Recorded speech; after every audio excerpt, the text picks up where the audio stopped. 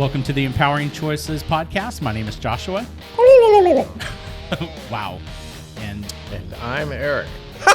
Okay. And boom, I got a turkey. And Erik are licensed professional counselors. Good job. And that was really good. Yeah. That was very unscripted. And happy Thanksgiving.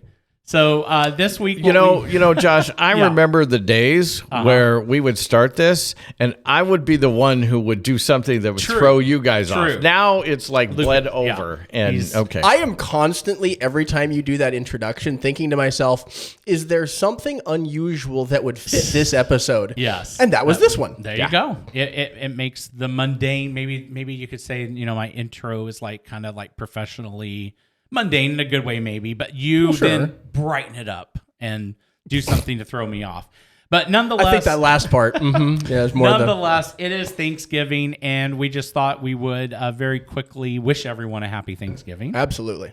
And then just share a little bit about traditions and sort of what we do. And I think as a parent, it is a good idea to create traditions, create things that kids can look forward to. And I know as a child, I really loved Thanksgiving and Christmas. And it wasn't even so much like about the gifts at Christmas and the food at Thanksgiving. It was like knowing, I'm going to do this certain thing or we're going to decorate. And so I think for me, the thing that I've kind of carried over is decorating for Christmas right after Thanksgiving. So doing that is sort of the day after and then enjoying the rest of that weekend. It's like, now we're in Christmas.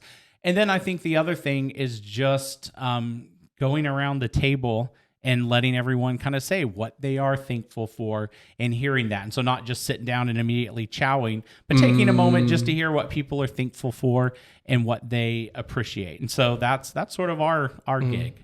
The thing that I was thinking of is like when I was thinking parenting Thanksgiving, we had the very classic children's table.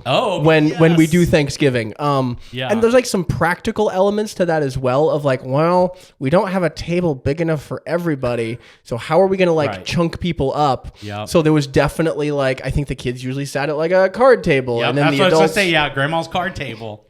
Right. Yeah. And then like as an adult, it's kind of interesting kind of watching like, I can see why there's like reasons for that. Right. And particularly this is just kind of more generic, like getting together when you're an adult, when there are kids around. Mm-hmm. And it's like, why do the adults just want to sit around and talk all the time? Oh, wait. Yeah. Right. Right. So yeah, just having the kids at the kids table and occasionally, throwing them food from the big table and, oh wait, that's not how that works. No. Yeah, I always hated that kids table thing too. I don't know if I hated it, but I mean, like so many people have that, right? Yeah. Yes, I hated it. In fact, as an adult, sometimes at different Thanksgivings, they'll be like, where are you going to go sit? I'm like, I'm going to go sit at the kids table. Oh, you broke the routine. I like that. Yeah, I'm done with this. I'm going to do how I'm going to do. Yeah. That's awesome. But at times, though, when I was growing up, kind of like with the decoration piece, is there were a lot of crafts. So my mom would do different crafts, and I thought that was great. I enjoyed doing that. I'm an artist that played a part into it. You had them at school. We also had them at home. The part that I didn't want is, why is my brother here? Why is my brother? And because he's your brother and you have to learn to love him is the answer. That's exactly what she said. I know. That's what I would tell my children as well. That's right. Now, the good part of that is that by the end of the craft, my brother and I are like getting along so much better. And that bonding part is there that actually lasted for like a couple of days. Right. She should have done those every month all year round. Well, she actually did them quite a bit. Oh, right. Because she could see what that result was. And so that was a nice part. I hated that gratitude piece. I just wanted to get to the food.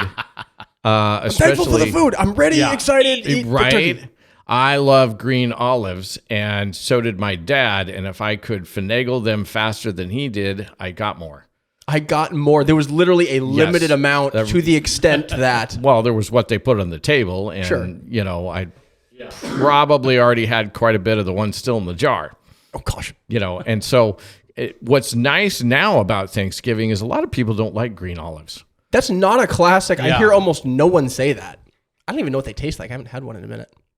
That's okay. You don't need to. That's more for me. More for me. I love them. And so I'm, as an adult, I'm like, oh, there's going to be plenty here for me, and it works out well. As an adult, you can buy as many as you want. Well, actually, but as an adult, some of the places I've had Thanksgiving at, they actually buy them for me because I'm the only one who'll eat them. Oh, that's funny. I love it. Yeah. So it's a nice piece in Thanksgiving, that happens like that.